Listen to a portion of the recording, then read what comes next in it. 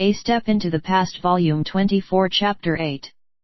Book 24 Chapter 08, Goodbye Kiss. Dan Chu lingered on the same spot, not exhibiting the slightest intention to enter the ring while Xiang Xiaolong remained in his seat. By now, the crowds have shouted until their voices are hoarse. Witnessing this strange phenomenon, the rowdy calls gradually came to a stop and the parade square is now completely silent. Exchanging glances with the exasperated Shan Ro who is still standing in the middle of the square, Xiang Xiaolong grinned to himself. Before he offered to take Shan Ro's place, he already knew that Dan Chu would not dare to take him on. This risk is not worthwhile for Dan Chu. Before leading his army to war victories and obtaining 100 battle saber, Xiang Xiaolong is already a force to be reckoned with. The present Xiang Xiaolong is definitely much more formidable, causing Dan Chu to lack the confidence in winning the fight. Moreover, Cao Quidao will personally take him on tomorrow, there is no need to risk his life now. As anticipated, Dan Chu politely state, the Great King has issued a strict decree, forbidding anyone to duel with Great General. Grandmaster Cao is the only exception. How can I defy the decree? The spectators instantly jeered with disappointment. Seated within vicinity of Tianjian, Zhang Xunlong stood up and loudly roared, "Who dares to defy Great King's decree?" The crowd instantaneously subsided, feeling bizarre that Zhang Xunlong is the one showcasing his authority. Shan Ro was pleased, in this case, why don't General Dan show me a thing or two? Dan Chu glanced pleadingly at Tianjian. Tianjian understood his dilemma and laughed. Everyone in Linzai stands in awe of Madame Ro's swordsmanship. General Dan probably reacted in the spur of the moment. Although Great General has made his offer, the fight would be unlawful. Let's annul this duel. These words are highly appropriate, hinting that Tian Bang is inferior to Shan Ro, preserving her prestige. With this future king of Qi intervening, Shan Ro knows that the fight is over even before it begun. Shooting a vicious glare at Xiang Xiaolong, she dejectedly returned to her seat. Xiang Xiaolong is aware that Shan Ro will not let him off. However, he is not worried at all because suffering under her fists and scolding is one of the happy events of life. Xie Ziwan glanced at him with gratitude in his eyes. The sword meet progressed on and despite some duels, there was nothing worth cheering for the crowd. Before midday, it came to a close and nothing was further heard about Su Shang's supposed challenge. At Qixia College, Xiang Xiaolong joined Tianjian, Tiandan, Lu Bue and the others for lunch. Xiang Xiaolong could not endure it any longer and used this break to question Zhang Suanhua, "Why didn't I see any emissaries from the other states? Didn't Brother Suanhua invite them?" Zhang Suanhua behaved as if he is very intimate with Xiang Xiaolong. In a hush-hush secretive manner, he replied, 2 days ago, our great king held a meeting with the emissaries of the other states. Due to differences in opinion, the meeting ended on a distasteful note. Today, they must have intentionally given us the cold shoulder, otherwise, the sword meet would be much more lively. From his words, Xiang Xiaolong was enlightened that their discussion must be concerning Qin resistance efforts. Since Qi is persisting in outdated methods of engagement, their negotiations with the other eastern states would surely end up in a deadlock. He recalled that he himself was responsible for destroying 2 rounds of allied military campaigns. The first time, he employed a scheme. By releasing Wei Zhen back to his country and using him to arouse the Wei King's suspicions of Prince Xinling, he was able to deceive the King of Wei into recalling Prince Xinling from the battlefield. Left leaderless, the coalition fell apart. The second time, he personally led an army and defeated the allied forces soundly as they were en route to Xianyang, causing them to suffer heavy losses and eventually disintegrating. In the eyes of the 5 eastern states, he can be considered their greatest enemy. No wonder Li Yuan and his other old buddies are turning their cannons on him, Xiang Xiaolong. Seated beside Tianjian, Xiang Xiaolong used this opportunity to tell him that Feng Fei's performance tonight will be her last and farewell performance before she retires. He hopes that Tianjian can make an official announcement regarding this occurrence. T.A.G suggested, "My royal father has the highest admiration for First Mistress's performances.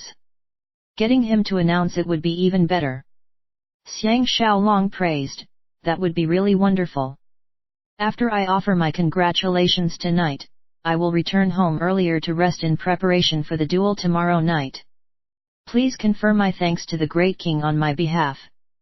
T.A.G acknowledged and agreed to his requests. Using this opening, Xiang Xiaolong bid farewell and slipped away.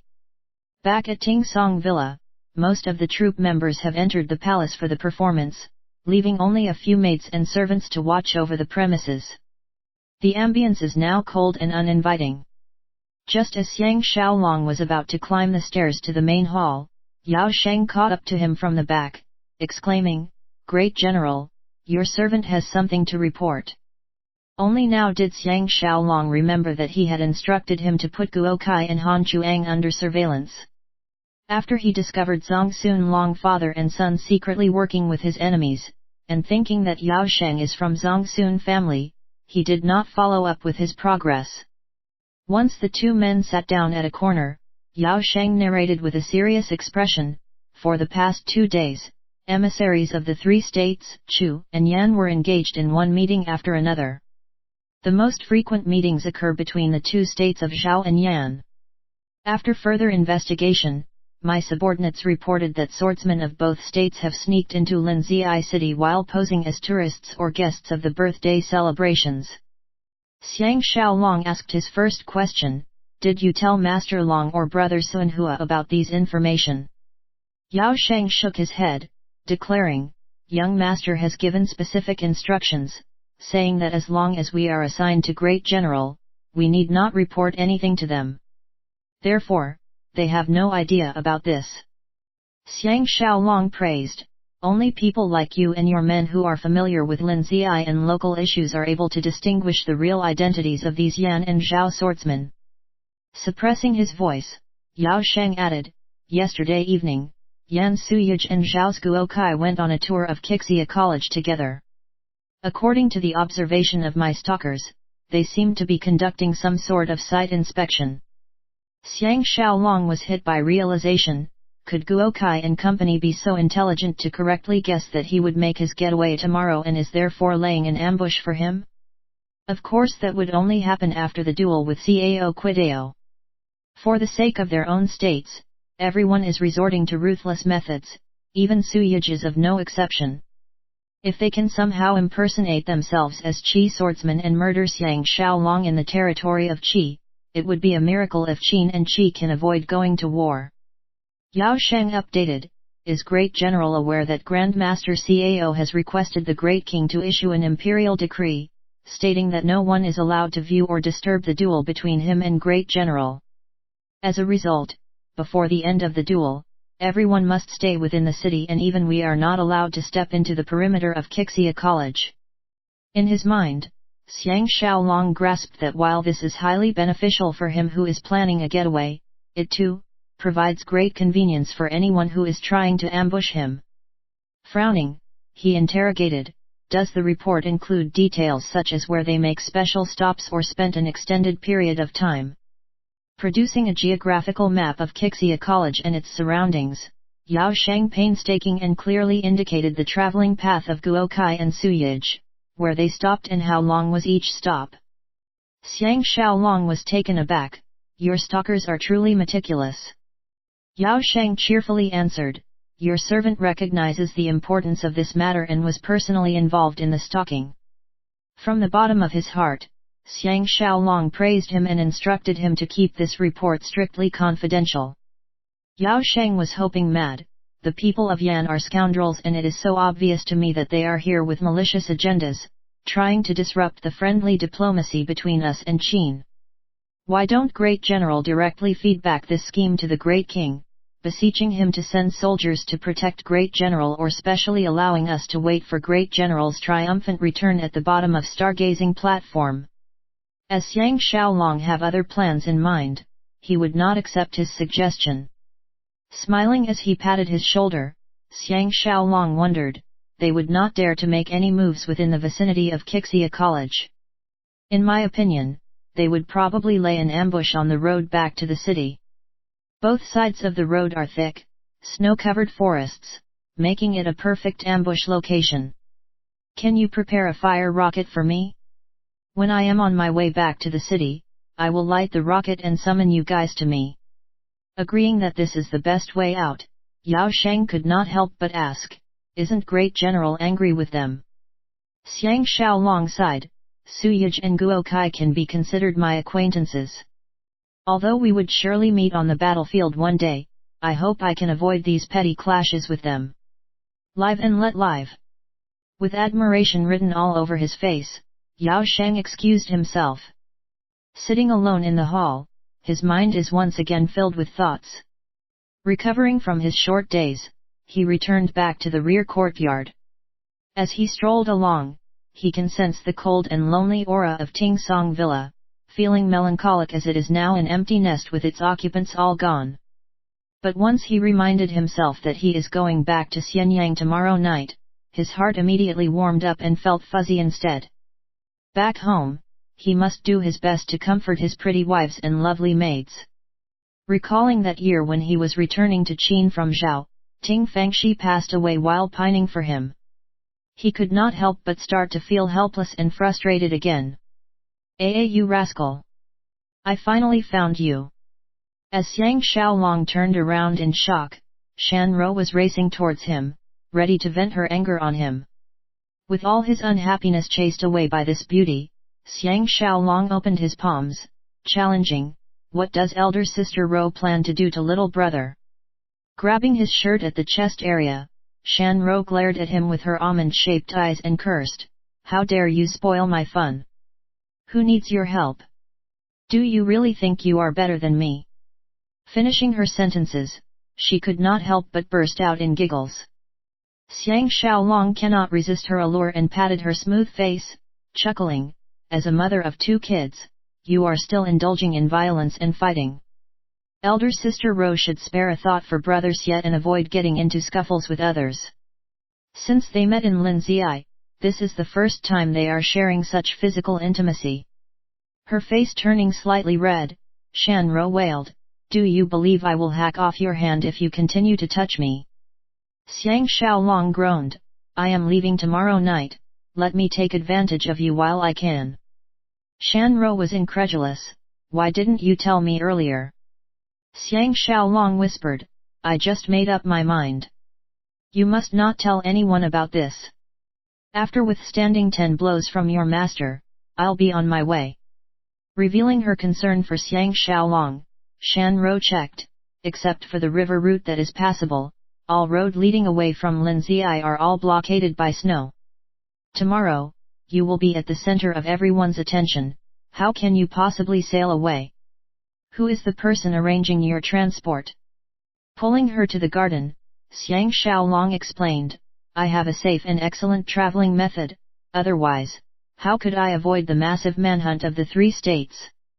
Do you want to pass a message to your 2 beloved sisters? With AAPUCI, Shan Ro laughed, tell them I would definitely outlive Tian Dan. In fact, I am spending my days relishing his suffering and decline. Her face reddening again, Shan Ro bit her lower lip and suggested, since there is nobody around, why don't we go into the room and be intimate with each other? Xiang Xiaolong had a big shock and stammered, how can we do this? Brother Xiet is my buddy. Shan Ro retorted, I purposely allowed him to fool around because I wanted to fool around with you too. That will equalize the score and it is very fair and just. Xiang Xiaolong bitterly laughed, you are wrong about brother Xiet. Only when he is in a brothel setting can his creative juices start to flow and allow him to compose new songs. He did not commit any shameful acts behind your back. Momentarily dazed, Shan Ro passionately leaned closer and offered her lips, declaring, then let's share a kiss. Treat it as a kiss of encouragement for your duel and also a goodbye kiss for your trip. Shan Ro had barely left when Xie Ziwan arrived. Xiang Xiaolong thought, what a close shave. After scrutinizing him for a while, Xie Ziwan heaved a sigh of relief, little brother thought she would have given you a beating. Suan Hua told me that after she learnt that you had returned home, she hurried over here like a mad woman. With his fingers crossed, Xiang Xiaolong remarked, sister-in-law is not an unreasonable person. It is just that her temper is unbearable. Taking a seat, Xie Ziwan observed, now that this place is deserted, I find it rather peaceful instead. We can speak our hearts without fear. Sitting down beside him, an astonished Xiang Xiaolong probed, what is on brother Xie's mind? Xie Ziwan sighed with a breath of air, you might find it unbelievable but I am thinking of quitting. However, second prince would not hear of it. Xiang Xiaolong was puzzled, brother Xie is doing very well in your official career. Why are you suddenly thinking of retiring? Xie Ziwan bitterly smiled, as officials, most of us would have a terrible ending. The higher our ranks, the more enemies we have. When you are riding high, nobody could touch you, but when you eventually make mistakes, others would start vying for your position. Besides managing your subordinates, you have to live in constant fear of offending your superiors. Such a life is truly meaningless. Wifey has always mentioned that I am ill-suited for an official career as I am not vicious enough. For example, Zhang Sunlong father and son have disappointed me thoroughly. Till now, they have not told me about their secret meeting with Lu Bue. Sighing along with him, Xiang Xiaolong advised, there is a trick to quitting an official career. Just feign an illness. Enlightened by his words, Xie Ziwan's eyes began to glow. Slapping the table, he exclaimed, brother Xiang is wise indeed. That's it. For all you know, I may be able to visit brother Xiang in Xianyang in the near future, and not forgetting talented Lady G. Hey! With brother Xiang's connections, I may even get to meet widow Qin. Xiang Xiaolong knows that he is not aware of the relationship between Qin Qing and himself. Patting his chest, he swore, you can count on little brother. Concurrently, his heart skipped a beat as he recollected Xiao Pan's identity crisis. Gazing at the sky outside the hall, Xie Ziwan suggested, I have to enter the palace earlier than usual. Later, allow me to get somebody to fetch brother Xiang. Xiang Xiaolong politely rejected his offer and personally sent him off before returning to his room. Lying on his bed, he took out Yao Sheng's map and began analyzing it. If he was Suyage or Guokai, he would definitely place an ambush on both sides of the mile-long official road between Kixia College and the city highway. If an arrow attack is launched under the cover of the thick and snowy forests on both sides of the road, the target would be unable to react in time and his death is guaranteed. If he had pretended to walk back to Linzai City but suddenly run away in the direction of the snowy wilderness, how would the ambushers react? The sound of knocking is heard and in came Xiao Yuedan. Xiang Xiaolong jumped out of bed and passed the map to him while repeating Yao Sheng's report. Pointing to a southwestern mark outside Kixia College, Xiao Yuedan described, tomorrow, I will bury traveling clothes and the snowboard on top of a small hill over here. It will be at the top of a west-facing slope, allowing you to conveniently slide down. Xiang Xiaolong was delighted, is it completed? Xiao Yuedan shook his head, it should be completed after a night's work. I will be skipping the banquet tonight and at the same time, prevent Lu Bue from identifying myself. Xiang Xiaolong is feeling bad, isn't it a waste? Xiao Yuedan nonchalantly state, entertainment accounts for nothing.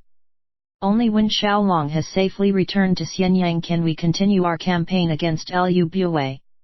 You may not see me tomorrow. Elder brother came here specially to bid farewell to you. Stretching out his own hand and strongly gripping Xiao Yuedan's hand, Xiang Xiaolong gratefully thanked, the deepest gratitude lies beyond thanking. I do not know what to say to express the emotions in my heart. Xiao Yuedan grinned, I am sure these thoughts would change in the near future. Everything I do is for your own good.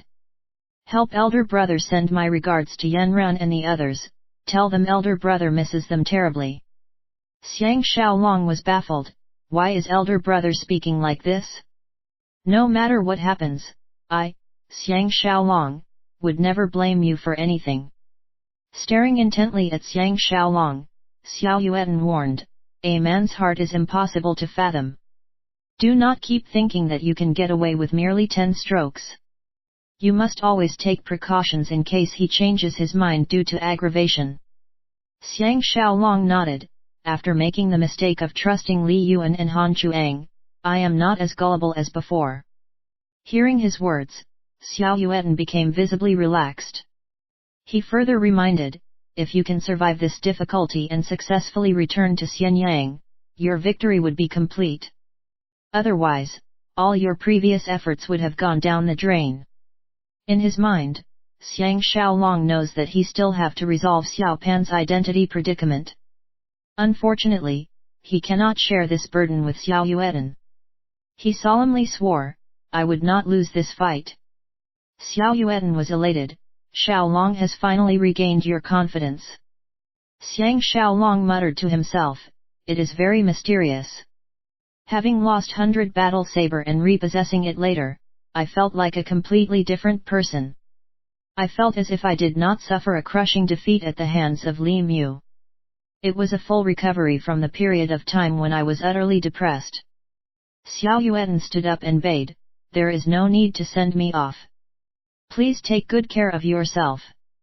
There may come a time in the future when we will head out to the borders together and turn our sights to the huge grasslands.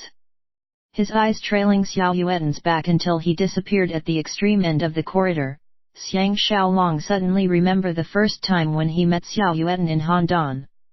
After this talented and capable man finished their official discussions, he immediately requested a courtesan from the Wu family to accompany him to bed, leaving him a bad impression of this man. Never in his wildest dreams did he expect Xiao Yuan to be a righteous hero and even ended up as his soul mate. The path of life is never a straight line. Since he is going to the birthday banquet, he might as well be early.